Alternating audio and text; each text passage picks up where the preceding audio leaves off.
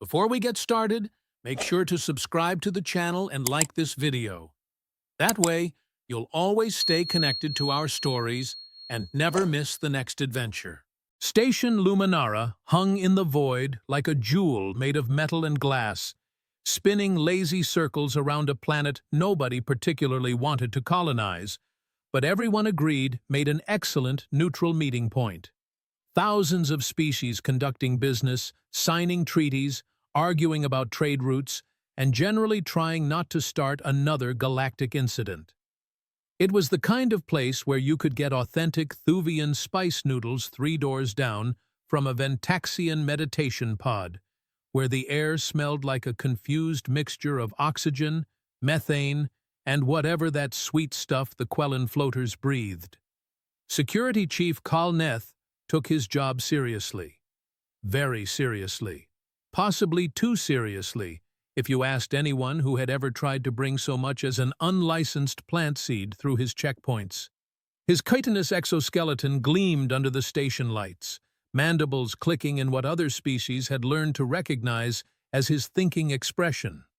4 arms meant 4 data pads, and he consulted all of them simultaneously while his compound eyes tracked every ship coming through the docking bay, which is how he spotted the transport vessel with the concerning manifest. The ship itself looked normal enough, beat-up freight runner class, the kind that had seen better decades. But the cargo listing made his antennae twitch. Domesticated companions, it said. Emotional support animals, it clarified. Completely harmless, it insisted, perhaps a touch too enthusiastically. Kalneth had been doing this job for 19 cycles. Nothing that insisted it was completely harmless ever actually was. The airlock hissed open, and out stepped a human woman who moved with the kind of easy confidence that suggested she had absolutely nothing to hide, which immediately made Kalneth suspicious of everything. She was tall by human standards, with dark hair pulled back in something humans called a braid, wearing clothes that looked practical and well-worn. Her boots had seen some action. Her jacket had pockets. Too many pockets. "Welcome to Station Luminara," Kalneth said, his translator rendering his clicks and whistles into smooth galactic common. "I am Security Chief Kalneth. Your manifest indicates you are transporting live animals?" "That's right," the woman said, extending a hand in that odd human greeting gesture. "Name's Zoya, Wildlife Rehabilitation Specialist from Earth's Colony Network. These are my rescues." Kalneth did not take the hand, mostly because handshakes still confused him even after all these cycles of human contact. Instead, he pulled up her documentation on 2 of his data pads, while the other 2 cycled through station regulations. Station Luminara has very strict protocols regarding predatory species. There was an incident 18 cycles ago involving a Thuvian razor beast that, quite frankly, traumatized an entire delegation and resulted in a small diplomatic war. "I heard about that," Zoya said, not looking particularly concerned. "Wasn't that the one where someone tried to smuggle it in as a decorative sculpture and it woke up hungry? 3 ambassadors required medical intervention. 2 of them still refused to attend stations with animal populations." Kalneth's mandibles clicked sharply. "So you understand why I must be thorough." "Absolutely," Zoya agreed. "Thorough is good. I love thorough." A smaller human emerged from the ship, maybe 12 cycles old by human standards, with the same dark hair and the same unsettling calm. He was carrying what appeared to be a bag of some kind of food, judging by the way it crinkled. "This is Brant," Zoya said. "My son. Say hello to Security Chief Kalneth, sweetie." "Hello, Security Chief Kalneth," Brant said politely, then added, "Your exoskeleton is really cool. Is it like armor?" Despite himself, Kalneth's antennae perked up slightly. "It provides protection, yes, and structural support." He refocused on the matter at hand. "Your cargo containers I will need to inspect them within 6 hours, per station regulations. Sure thing, Zoya said. They're still acclimating to the station's gravity and air pressure anyway. Wouldn't want to stress them out. Them? Kalneth's grip on his data pads tightened. How many animals are we discussing? Just 4, Zoya said brightly. Very well trained. Excellent temperaments. They've been with us for years. From inside the ship came a sound. Low, rumbling, definitely biological. It resonated through the deck plating in a way that made Kalneth's instincts scream predator. What? Kalneth said slowly. Species are these animals? Earth fauna, Zoya said, which was not an answer. Listen. We're only here for a few weeks while I consult with the Xenobiology Division about cross-species rehabilitation techniques. The animals won't leave my quarters. You'll barely know they're here. Another sound from the ship. A huff. Something heavy moving. Kalneth's mandibles clicked in what humans had learned to recognize as deep anxiety. I am going to need more specific information. Of course, Zoya said. How about this? We get settled in our quarters, let everyone decompress from the flight, and you can come by for a full inspection in, say, 5 hours. I'll have all the documentation ready, vaccination records, behavioral assessments, the whole thing. It was reasonable. It followed protocol. Kalneth hated how reasonable it sounded because his instincts were still screaming. 5 hours, he agreed. Not a minute longer. And if I find any violations of station safety codes— You won't, Zoya said with a smile that would have been reassuring if Kalneth hadn't spent nearly 2 decades learning that human smiles meant absolutely nothing in terms of actual threat assessment. He watched them guide 4 large, sealed containers through the docking bay on hover carts, each one marked with biohazard symbols and climate control indicators. The containers were big, very big. Big, enough for something significantly larger than the small companion creatures most species kept. As they disappeared down the corridor toward the residential sections, Kalneth pulled up every file he could find on Earth animals.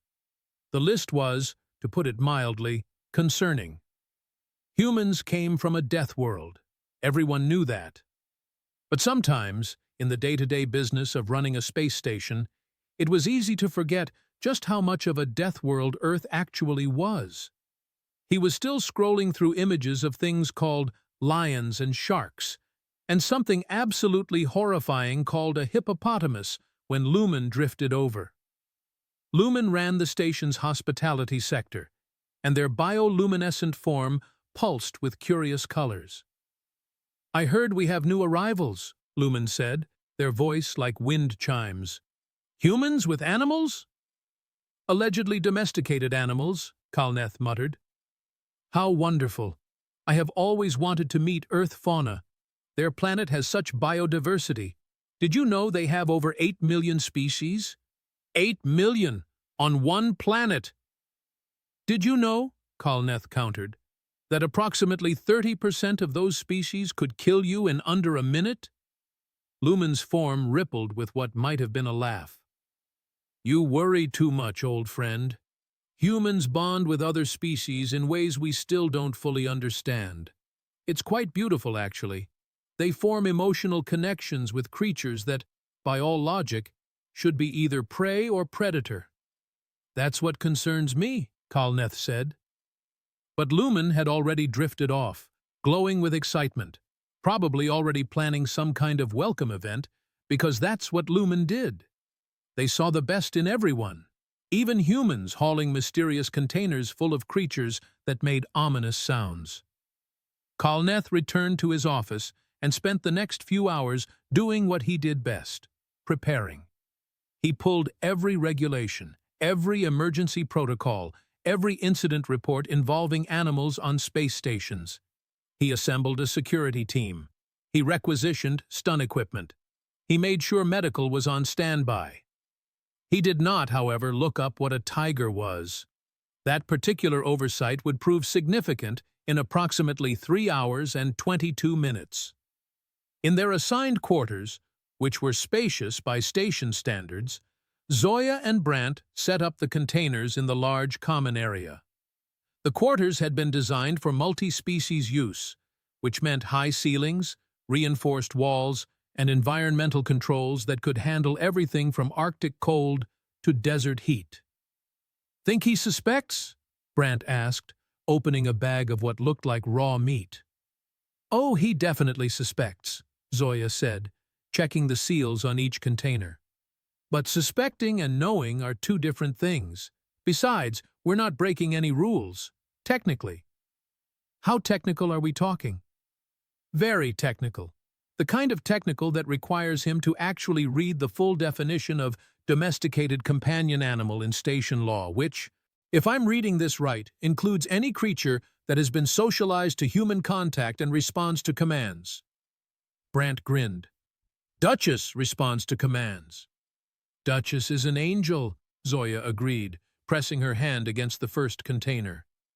Inside, something large pressed back, and she could feel the warmth through the metal. "They all are. Aren't you babies?"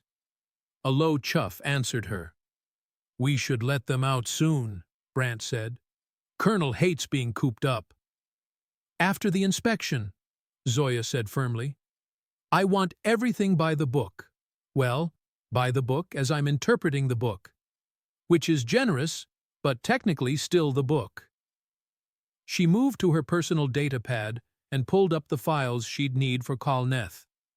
Every vaccination, every behavioral assessment, every piece of documentation proving that her animals were exactly what she claimed: well-trained, well cared for, and absolutely no threat to anyone who didn't deserve to be threatened. The fact that they were also apex predators from a death world was just a minor detail. Really, when you thought about it, it wasn't her fault that the galaxy's definition of dangerous and Earth's definition of dangerous were on completely different scales. Humans had spent thousands of years living alongside predators, learning their languages, earning their trust, turning evolution's most efficient killers into friends. The rest of the galaxy just hadn't caught up yet. Outside the quarters, station life continued its usual rhythm. Ships docked and departed. Delegations argued. Merchants haggled. Lumen prepared what they promised would be a low-key welcome gathering, which, knowing Lumen, meant at least 50 guests and food from 8 different species. And in his office, Kalneth reviewed his security protocols one more time, mandibles clicking nervously, absolutely certain that something was about to go wrong. He was right, of course, just not in the way he expected.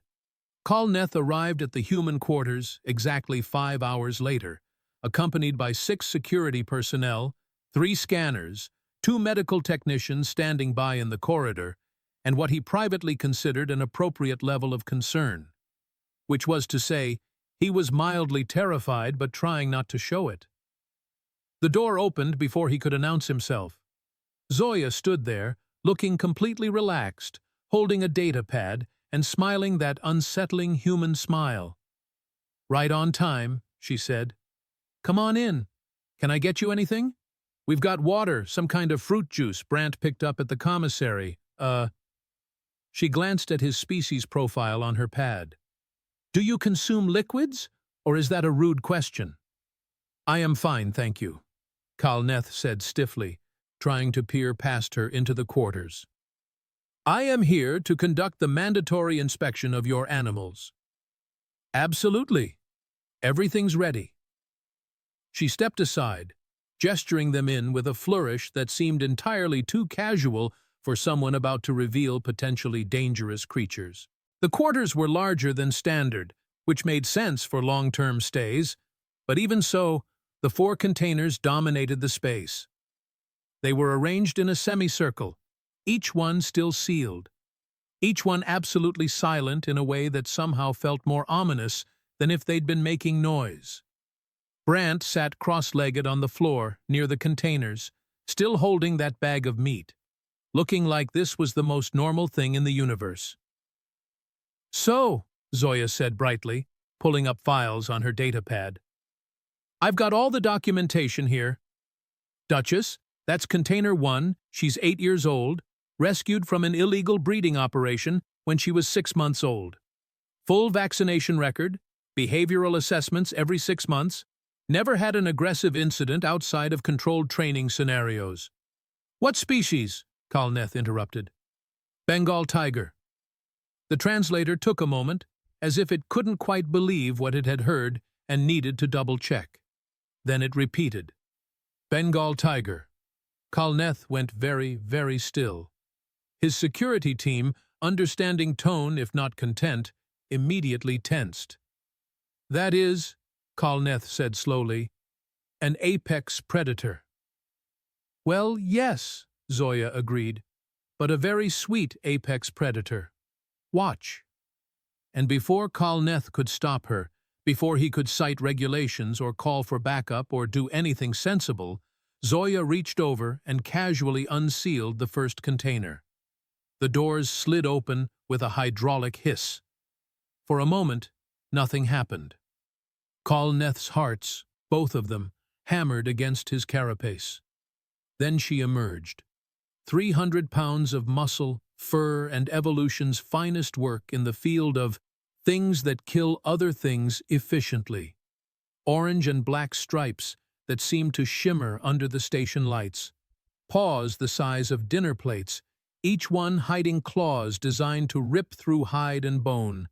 A face that was simultaneously beautiful and absolutely terrifying, with eyes that gleamed with predatory intelligence. Duchess yawned, revealing teeth that could crush a skull, and made a sound somewhere between a rumble and a purr. There's my girl, Zoya cooed, dropping to one knee and extending her hand.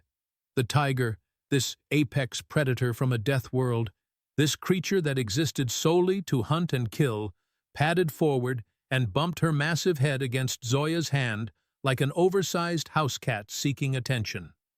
Behind Kalneth, one of his security team made a sound like a broken air filtration unit. Another one had dropped their scanner. A third was slowly backing toward the door.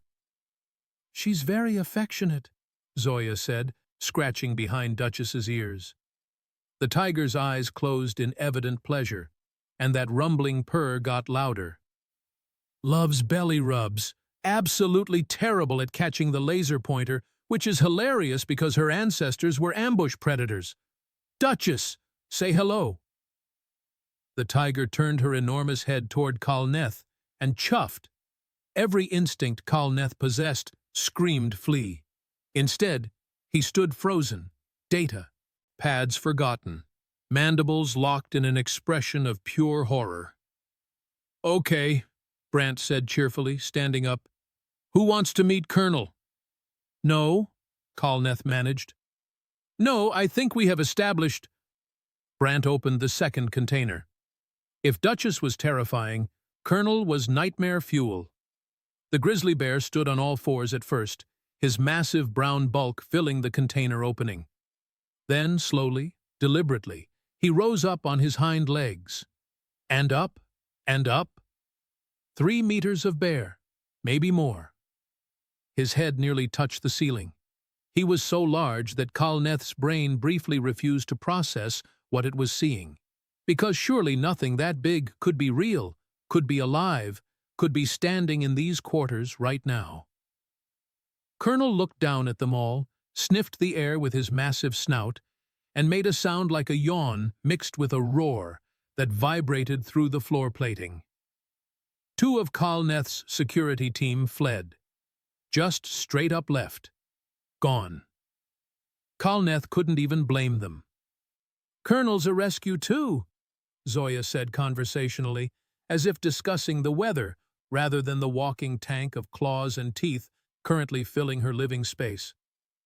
Found him caught in an illegal trap, missing part of his paw. We got him medical treatment, and he just never wanted to leave. Very gentle, despite his size. Brant naps on him sometimes. I do, Brant confirmed. He's warm and he snores.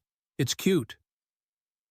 Colonel dropped back to all fours, shaking his entire body in a way that made everything in the room rattle slightly, and lumbered over to Brant. The boy, this small human child, reached up and scratched the bear's chin. The bear made a satisfied grumbling sound and plopped down next to him, all 600 pounds hitting the floor with a thud that Kalneth felt through his feet. "This is," Kalneth said faintly, "this is not acceptable." "But wait," Zoya said, and Kalneth's remaining composure cracked, because those were the words, those exact words, that no one ever wanted to hear.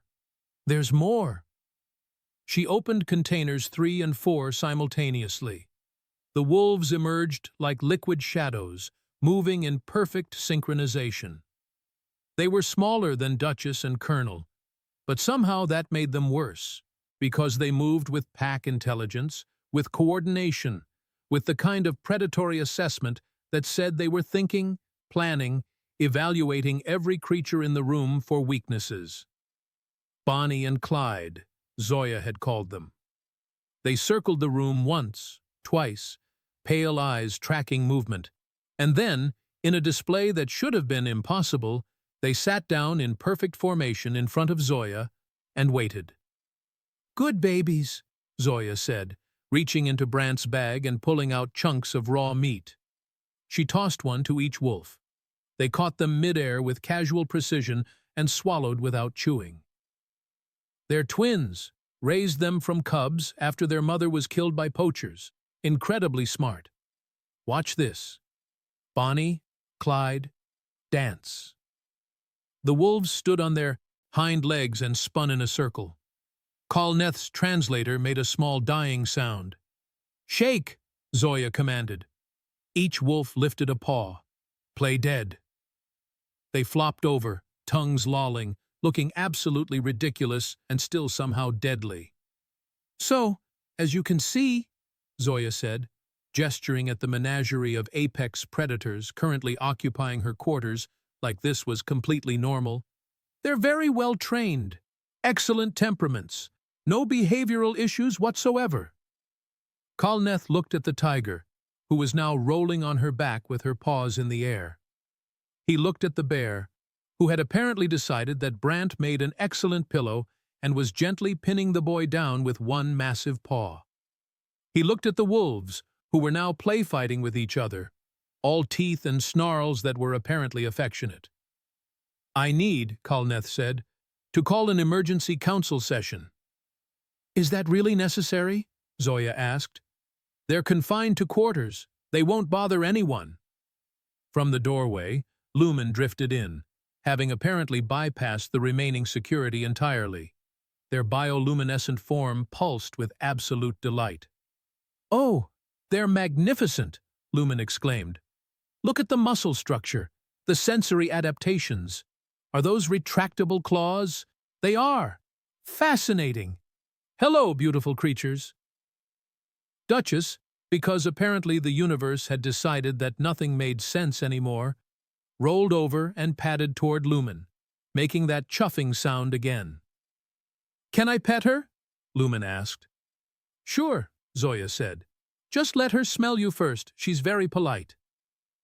Kalneth watched, mandibles hanging open, as Lumen extended a tendril and Duchess sniffed it delicately before butting her head against the jellyfish alien in a gesture of apparent friendship. "This is," Kalneth tried again. "This is absolutely against regulations?" Zoya suggested. "See, that's where it gets interesting. I've been reading station law very carefully. Very, very carefully. And nowhere in the regulations does it actually prohibit domesticated companion animals. It prohibits uncontrolled predatory species. Mine are controlled. It prohibits animals that pose a danger to station inhabitants. Mine are trained to only be dangerous on command. It prohibits species that cannot coexist peacefully in a multi-species environment." She gestured at Duchess, who was now purring while Lumen examined her stripes. "I'd say we're coexisting pretty peacefully." "The regulations," Kalneth said desperately, pulling up his data pads with shaking hands, "clearly state that, here, Section 8, Subsection 12, animals capable of causing significant bodily harm." Capable of and likely to are very different things, Zoya countered. I'm capable of causing significant bodily harm. You don't see anyone banning humans from the station. We have considered it, Kalneth muttered, but he was already scrolling through the regulations, and the horrible truth was dawning on him. She was right. The wording was vague enough that technically, if the animals were trained and controlled, if they responded to commands, if they showed no aggressive behavior toward station inhabitants, then they fell into a legal gray area, a very large, very toothy legal gray area. I still need to convene the council, Kalneth said. This is beyond my authority to approve. Fair enough, Zoya agreed. Should I bring the kids? Absolutely not. Probably wise, she conceded. They can be a bit overwhelming in group settings. Overwhelming, Kalneth thought, watching Colonel yawn again and reveal a mouthful of teeth designed to crack bones, was possibly the understatement of the cycle. An hour later, the emergency council session was in full chaos. Representatives from 18 different species crowded into the council chamber, all talking over each other, all with opinions about the humans and their predators. Kalneth presented his case. These were dangerous animals from a death world, apex predators, creatures whose evolutionary purpose was to kill. They had no place on a diplomatic station. Zoya, allowed to present her defense, pulled up her documentation. Vaccination records, behavioral assessments conducted by 3 different xenobiologists, video footage of Brant sleeping curled up with Duchess, footage of Colonel gently taking a piece of fruit from Zoya's hand, footage of the wolves performing complex tricks and commands. These animals, she said calmly, have been part of my family for years. They were rescued from situations where they would have died. I rehabilitated them, trained them, gave them a life. They're not weapons, they're not threats, they're family. They're predators, someone shouted from the back. So are half the species in this room, Zoya shot back. The Ventaxians are obligate carnivores. The Quellen have venom sacs. The Thuvians have retractable bone blades in their forearms. We're all predators here. The difference is social conditioning and choice. The chamber erupted in argument again. A vote was called. It was going to be close. Kalneth could see it in the way representatives were clustering, debating, checking their own species' regulations about animal companions. Then the alarms started blaring. Emergency klaxons, the kind that meant genuine danger, not a drill. The kind that made everyone in the chamber freeze, argument forgotten. Security breach, a voice announced over the station-wide system. Lower decks. All personnel evacuate to safe zones. This is not a drill. Repeat, this is not a drill. Kalneth's remaining security team immediately moved into position, but he was already pulling up security feeds on his data pads, and what he saw made his blood run cold. Raiders. Nethril raiders, specifically. Heavily armed, moving through the lower decks toward the civilian sectors. His security forces were falling back, outgunned and outmaneuvered. The raiders were professionals, and they were heading straight for the hospitality sector, where hundreds of civilians were currently going about their day, completely unaware of the danger, where Lumen's people worked and lived. Kalneth looked at his screens, at his overwhelmed security forces, at the raiders who were moving with military precision through his station. Then he looked at Zoya. She was already moving, speaking rapidly into her personal comm. Brant, seal the door after I leave. Don't open it for anyone but me. Understand? Her son's voice came back, calm as ever. Understood. Be careful. Always am, she lied. She turned to Kalneth. I'm going to make this very simple for you. You wanted to know if my animals are dangerous? They're extremely dangerous. The question isn't if they're dangerous. The question is dangerous to who?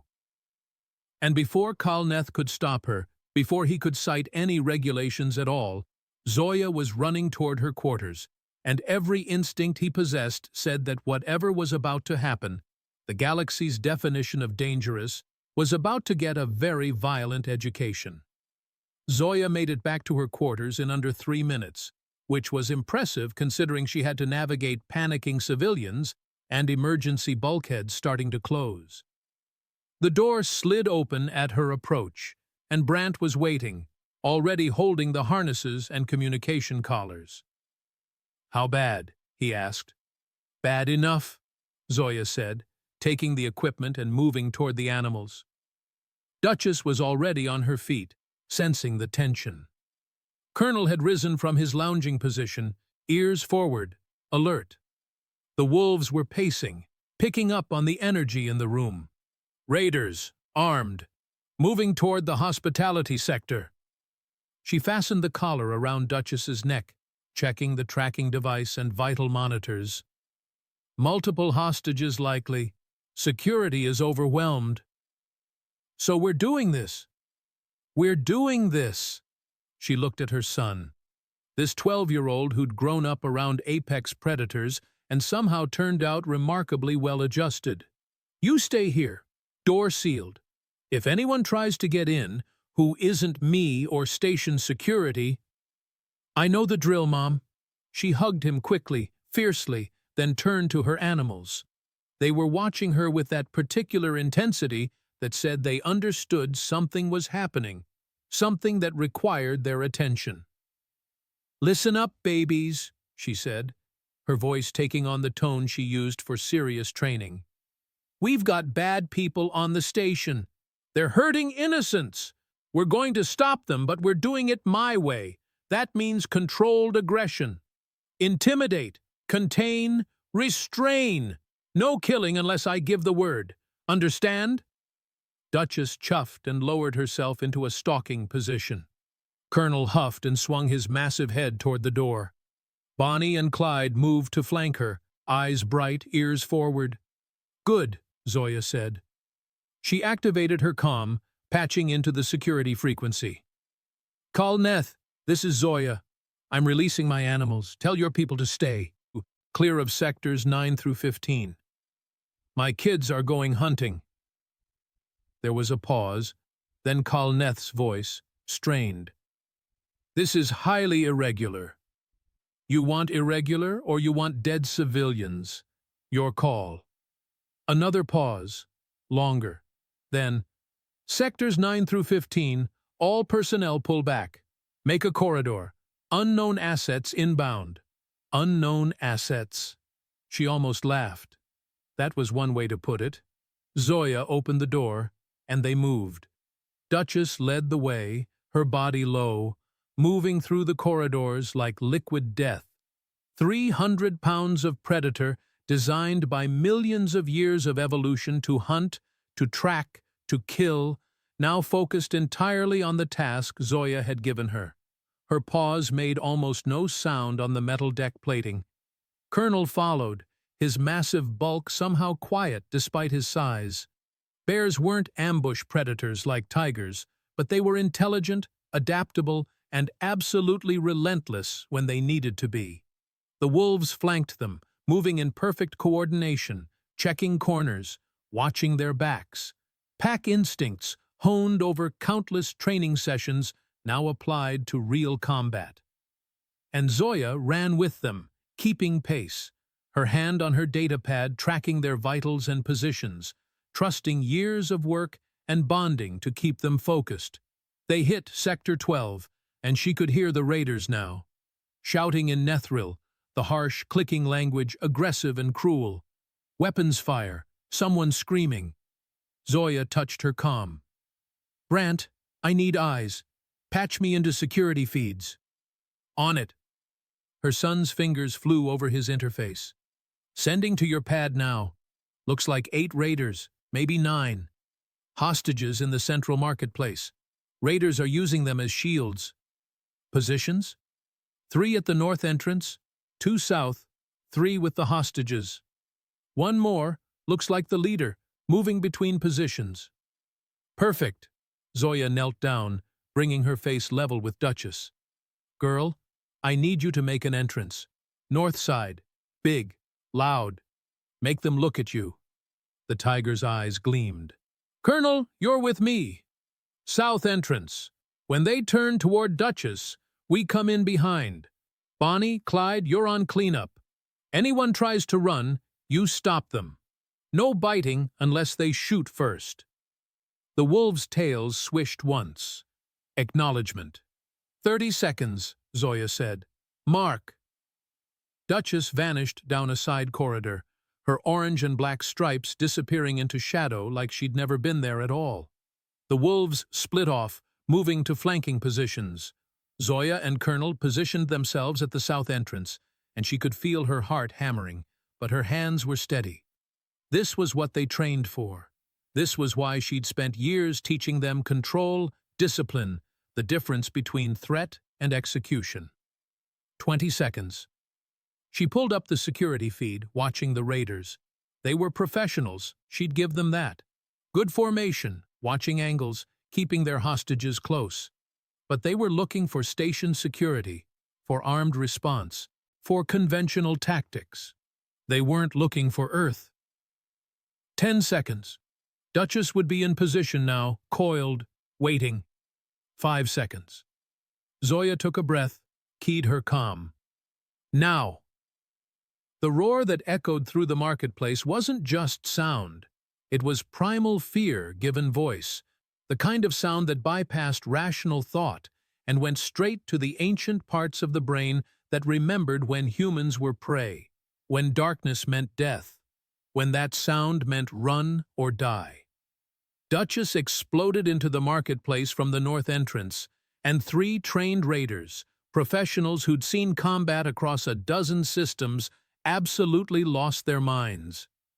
The tiger moved like nothing they'd ever seen, like violence given form and purpose. She covered the distance in bounds that seemed to defy physics, and when she roared again, even the hostages felt it in their bones. The 3 raiders at the north entrance opened fire. Stun rounds, projectiles, energy weapons. Duchess was already moving, weaving between shots with predatory grace, and then she was on them. Not killing. Zoya had said no killing, but a 300-pound tiger hitting you at full speed was enough to break bones even without the teeth and claws. The first raider went down under her weight, screaming. The second tried to run. Duchess caught him by the leg and dragged him back, ignoring his struggles like he weighed nothing. The third raider was smarter. He aimed for the civilians, trying to use them as leverage. Colonel came through the south entrance like a landslide. The grizzly didn't roar, didn't need to. His presence was announcement enough. 600 pounds of muscle and fury, rising up on hind legs to his full 3-meter height, and the raiders at the south entrance forgot all their training. One dropped his weapon and ran. Bonnie and Clyde were waiting, cutting off his escape, herding him back toward the center where he collapsed, curled up, making sounds that no hardened raider should make. The other South Raider made the mistake of shooting at Colonel. The stun round hit the bear's chest and did absolutely nothing except make him angry. Colonel dropped to all fours and charged, and the raider had just enough time to realize his mistake before 600 pounds of bear tackled him into a support pillar hard enough to dent the metal. The 3 raiders with the hostages were now surrounded, their backup neutralized, watching apex predators from a death world circle them with cold intelligence. The leader, a scarred Nethril with cybernetic enhancements, grabbed a civilian, pressed a blade to their throat. "Call them off or I start cutting!" Zoya walked into the marketplace, calm as could be, and every predator immediately oriented on her. Pack leader, Alpha, the one they listened to. "Here's what's going to happen," she said conversationally. "You're going to put down the knife. You're going to release the hostages. You're going to lie down on the ground with your hands behind your head. And if you do all that, I'll call off my animals, and you get to leave this station alive." "Or what?" the leader snarled. "Your pets attack, and I kill the hostage? Or, Zoya said, I give the word, and you learn exactly why humans are the only species that domesticated wolves. The only species that made friends with animals that could kill us. You want to know why? She didn't wait for an answer. Because we're scarier than they are. She made a gesture, small, precise. A command the animals knew well. Duchess moved first, so fast the eye could barely track it. She didn't go for the leader. She went for his hand, jaws closing around the wrist, holding the knife with controlled pressure. Not breaking, not yet. Just holding, making it very clear that she could bite through bone if she wanted. The knife clattered to the ground. Colonel positioned himself between the raiders and any possible exit, a living wall of fur and threat. The wolves circled the remaining two raiders, driving them together, teeth bared, showing exactly what would happen if they tried anything. Down, Zoya said quietly. On the ground. Now. They went down. Every single one of them. And that's when Kalneth and his security team arrived, weapons ready, to find the situation completely under control. 8 raiders subdued and terrified, hostages unharmed and staring in shock, and 4 Earth predators sitting calmly around Zoya like the world's most dangerous honor guard. So, Zoya said, turning to Kalneth with a slight smile, about that council vote? The council chamber reconvened 3 hours later, but the atmosphere had changed completely. Word had spread through the station faster than a containment breach. Video footage, shaky and amateur, showed Duchess taking down armed raiders. Someone had captured Colonel's charge on their personal device. The images of Bonnie and Clyde herding the criminals like wayward livestock had already become what humans called memes. Kalneth stood at his position, mandibles clicking slowly as he reviewed the incident reports. 8 raiders in custody, 0 casualties among civilians or security personnel. The hostages were shaken, but physically unharmed. His own security team had performed adequately, but everyone knew, absolutely knew, who had actually resolved the situation. The council members filed in, but the hostile energy from before was gone. Now they looked at Zoya with something different. Curiosity, respect, in some cases, awe. Lumen drifted in last, their bioluminescent form pulsing with barely contained excitement. They'd spent the last 2 hours in the medical bay, not treating injuries, but interviewing witnesses, collecting data, absolutely fascinated by what they'd witnessed. The council will come to order, announced the chair being, a 4-armed Quellan who'd been doing this job for longer than Kalneth had been alive. We are here to discuss the matter of, unconventional assets employed during the security breach. Let's call them what they are, someone said from the back. Weapons. The human brought weapons to our station. Interesting perspective, Zoya said calmly. She was standing in the center of the chamber, relaxed, confident. Because my understanding is that weapons are inanimate objects. Tools. My animals are living, thinking beings who made choices. They chose to protect people who were in danger. They're predators from a death world, another voice argued, though it lacked the venom from earlier. They're inherently dangerous. So are half the species in this room, Zoya repeated her earlier point. Including humans. We're all dangerous if we choose to be. The question isn't capability. It's intent, training, and control. Kalneth found himself speaking before he'd entirely decided to. The footage shows remarkable discipline. The tiger, Duchess, had multiple opportunities to employ lethal force. She did not. The bear, Colonel, could have crushed the raider he tackled. He did not. The wolves could have torn out throats. They did not. He paused, mandibles clicking thoughtfully. That level of restraint, from predators in a combat situation, is extraordinary. It's years of training, Zoya said. These animals were babies when I found them, orphaned, injured, facing certain death. I gave them a chance, and they gave me their trust. That bond isn't about dominance. It's about mutual respect, communication, and love. Love? Someone made a derisive sound. You can't love a predator. Sure you can, Zoya said simply. Humans have been doing it for thousands of years. We domesticated wolves into dogs. We befriended cats, horses, birds of prey. We swam with creatures that could drown us, walked with animals that could trample us, and we survived not by being the strongest, but by being the smartest. By understanding that partnership is more valuable than domination.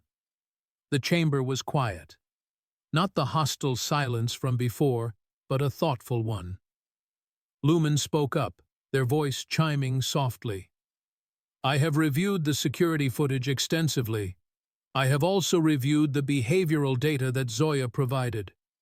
What I see is a bond between species that most of us cannot fully comprehend. These animals respond to her commands with a precision that rivals artificial intelligence. They assess threats with judgment that matches trained security personnel, and they show emotional attachment that is, frankly, beautiful.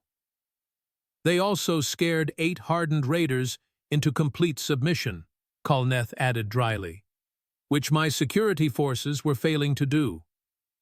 The question before us, the chair being said, is whether these animals constitute a danger to station inhabitants.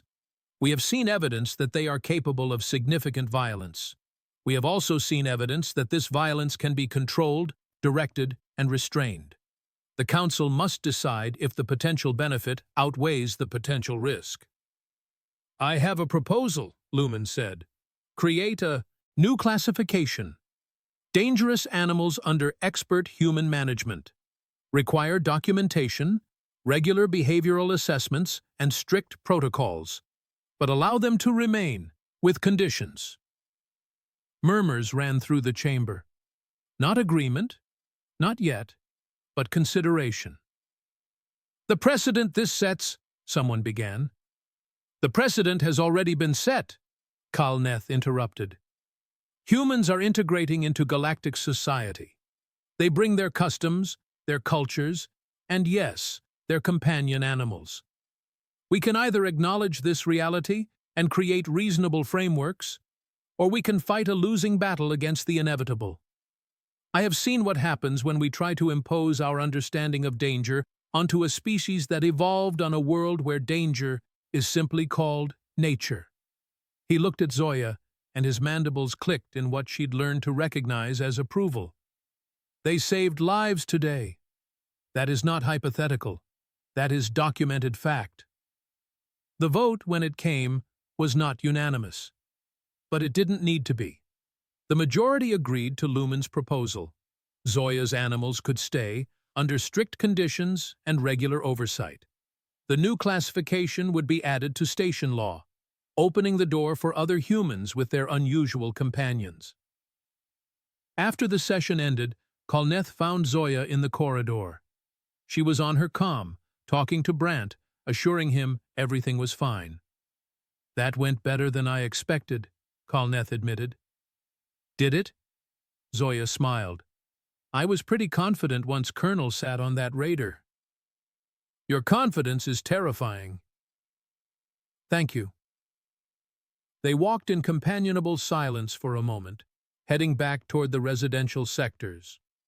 Then Kalneth said, The documentation you provided mentioned these 4 animals specifically. Duchess, Colonel, Bonnie, and Clyde. That's right. It did not mention any other animals. Nope. Kalneth stopped walking. Zoya. She kept walking, not looking at him. Yes, Kalneth? Do you have other animals? Define other. Any quantity of animals beyond the 4 currently in your quarters. Zoya paused at an intersection, considering. Well, I couldn't just leave the crocodile. She's been with me for 5 years, and she gets anxious when I travel. And the python needed a new habitat because his old one was being shut down. Oh, and there's this absolutely wonderful mountain lion, her name is—" Kalneth made a sound that his species made when experiencing severe distress, a sort of whistling keen that echoed down the corridor. "They're all in long-term holding on my transport ship," Zoya continued cheerfully. "Very secure, temperature-controlled. I wasn't going to mention them unless the council vote went well." "How many?" Kalneth managed. "How many total? Including the ones in my quarters?" "Yes. 11.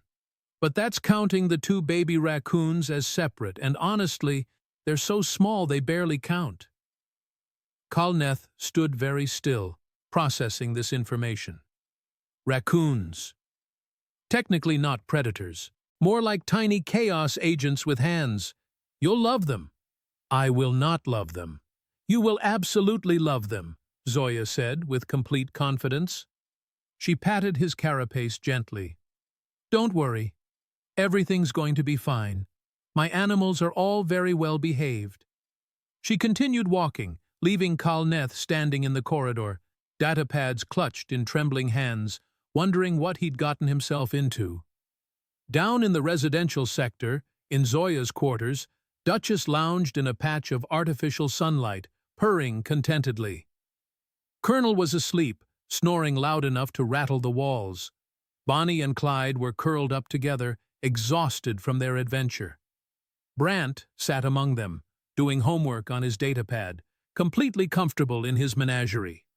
And somewhere in the transport ship's holding bay, a crocodile, a python, a mountain lion, and 2 baby raccoons waited for their turn to discover what the galaxy thought about Death World predators living among the stars. Station Luminara continued its slow rotation, carrying its thousands of inhabitants through the void. Ships came and went. Delegations argued and negotiated. Merchants traded. Life went on with one small change. In the promenade later that week, Zoya walked with Duchess at her side. Other species moved out of the way, but the fear had transformed. Now they watched with interest. Some even asked if they could take photographs. A small alien child, species unknown to Zoya, tugged on their parents' appendage and pointed at the tiger. "Can I pet?" the child asked in halting common. Zoya looked at the parent, got a nervous nod of approval, and knelt down. "Very gently. Let her smell your hand first. She's very polite." The child extended a tiny hand. Duchess sniffed it delicately, then butted her massive head against the small palm. The child's face lit up with pure joy. "See?" Zoya said, looking up at the gathering crowd, at the species from across the galaxy who'd come to witness this moment. "Well behaved, told you."